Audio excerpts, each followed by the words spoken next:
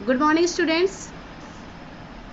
BA second semester जदीद नस्र after 1857। बच्चों, गुज़श्ता video में हमने फ़िक्शन और नॉन फ़िक्शन यानी अफ़सानवी नस्र और गैर अफ़सानवी नस्र के ताल्लुक़ से बात की थी और ये भी बताया था कि फ़िक्शन के ज़ुमरे में कौन कौन सी असनाफ़ दाखिल हैं और नॉन फ़िक्शन के ज़ुमरे में कौन कौन सी असनाफ़ शामिल हैं।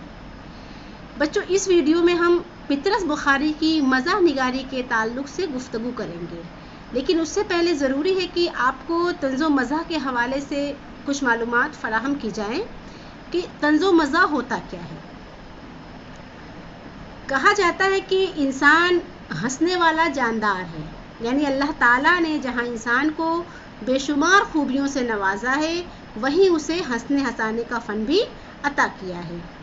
कभी हम अपने हरकत व सकनात और अफ़ाल से अपने दोस्त, अहबाब, रिश्तेदार और करीबी लोगों को हंसने हंसाने पर मजबूर करते हैं। कभी ज़ेर लब मुस्कुराने पर मजबूर करते हैं, तो कभी हम ऐसी बातें करते हैं कि हमारे अजीज़ जो हैं वो कहकहा लगा के हंसने पर मजबूर हो जाते हैं।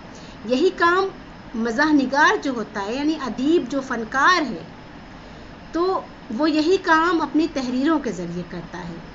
देखिए, तंज़ और मज़ाह ये दो अलग अलग चीज़ें हैं। पितरस मज़ाह निगार थे, यानी सोसाइटी में जो बुराइयां या कमियां या जो बेतुकापन मौजूद है उसको जब फ़नकार देखता है और वो सोचता है कि ये चीज़ एक आम आदमी को भी उसी तरह महसूस हो जैसे फ़नकार महसूस कर रहा है।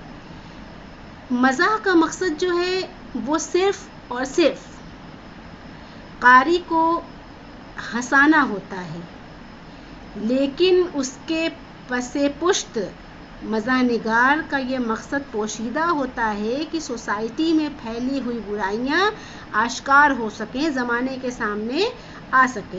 हालांकि हम सब जानते हैं सोसाइटी में जो कुछ चलता रहता है, लेकिन जानबूझ के हमारी आंखें जो है एक तरह से हमारी आंखों पे पर्दे पड़े होते हैं।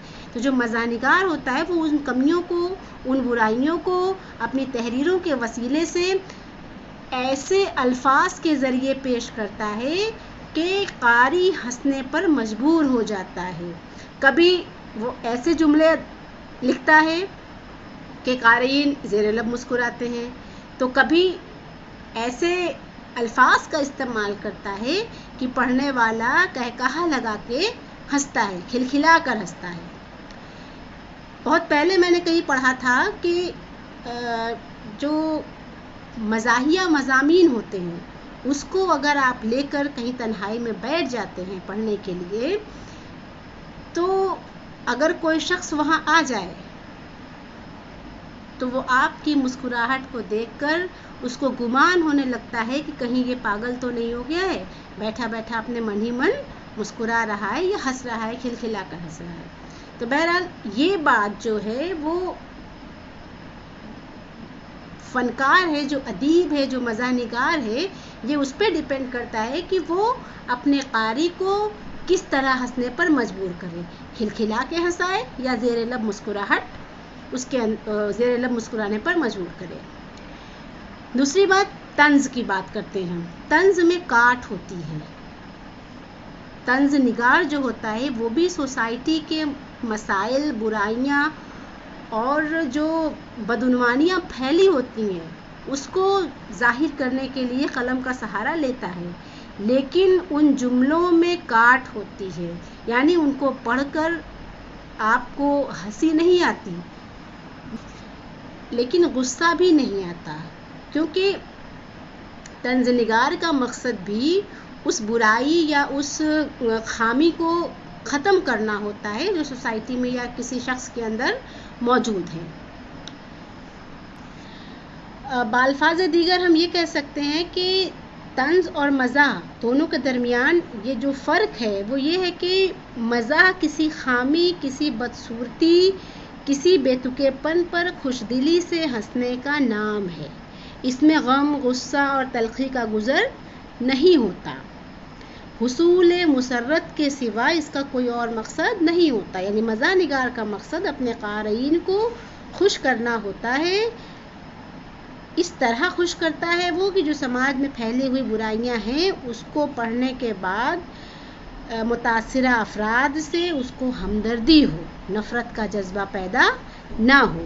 اس کے برعکس جب ہم طنز کو دیکھتے ہیں تو طنز جو ہے وہ بامقصد ہوتا ہے، اس کا مقصد دکھائی بھی دیتا ہے اور اصلاح کا مدعا اس میں کار فرما ہوتا ہے. طنز نگار جو ہے وہ کسی بدی کو اور زیادہ برا بنا کر اس طرح پیش کرتا ہے کہ لوگ اس بدی سے نفرت کرنے لگے. یعنی اگر کسی شخص کے اندر وہ برائی ہے تو وہ اس برائی کو ختم کرنے کی کوشش کرے، بلکہ اس کو مٹانے کے لیے عمل پیرا ہو جائے، یعنی کوشش کرے اس کو مٹانے کے لیے. اس لیے یہاں تھوڑی سی شدت ہوتی ہے. مزاح تو ہلکے پھلکے جملوں میں مزاح نگار اپنی بات کرتا ہے، لیکن جو طنز ہوتا ہے اس میں کاٹ ہوتی ہے، یعنی اس میں تلخی ہوتی ہے. یعنی یاد رکھنے کی بات ہے کہ جس طرح ہلکی سی ترشی مٹھاس میں تیکھا پن اور لذت پیدا کرتی ہے، اسی طرح طنز کی آمیزش سے مزاح میں جان پڑ جاتی ہے. اس سے بھی زیادہ ضروری بات یہ ہے کہ طنز میں مزاح موجود نہ ہو تو وہ بے مزہ ہو کے رہ جاتا ہے، یعنی لطف نہیں آتا. یعنی دونوں ایک دوسرے کے لیے ضروری ہے، ایک طرح سے لازم و ملزوم ہے. اسٹیفن پی کاک نے مزاح اور طنز کے حوالے سے بڑی اچھی باتیں کہی ہیں اور بڑے آسان لفظوں میں سمجھانے کی کوشش کی ہے. تو ان کا کہنا ہے کہ مزاح جو ہے وہ زندگی کی ناہمواریوں کے اس ہمدردانہ شعور کا نام ہے جس کا فنکارانہ اظہار ہو جائے. انسان زندگی کے راست پہلوؤں کو دیکھنے کا عادی ہے.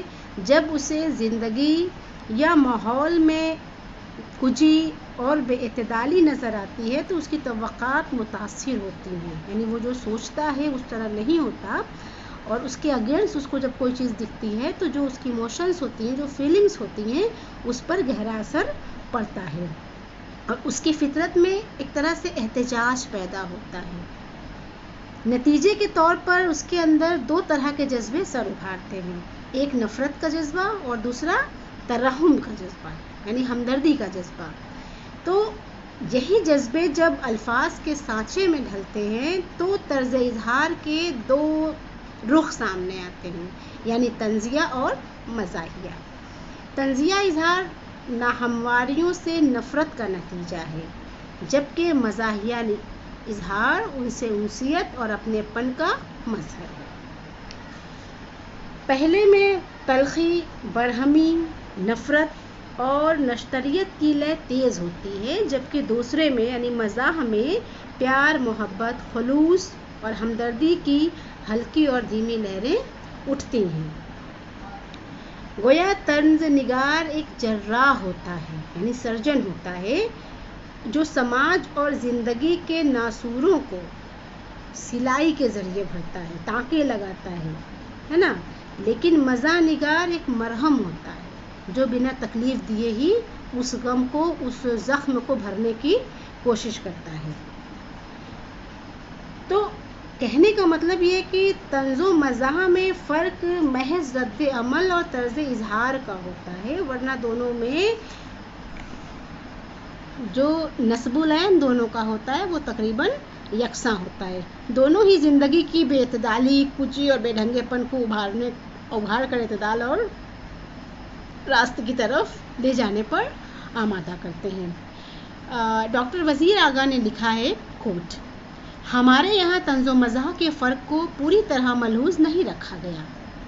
طنز زندگی اور ماحول سے برہمی کا نتیجہ ہے اور اس میں غالب عنصر نشتریت کا ہوتا ہے.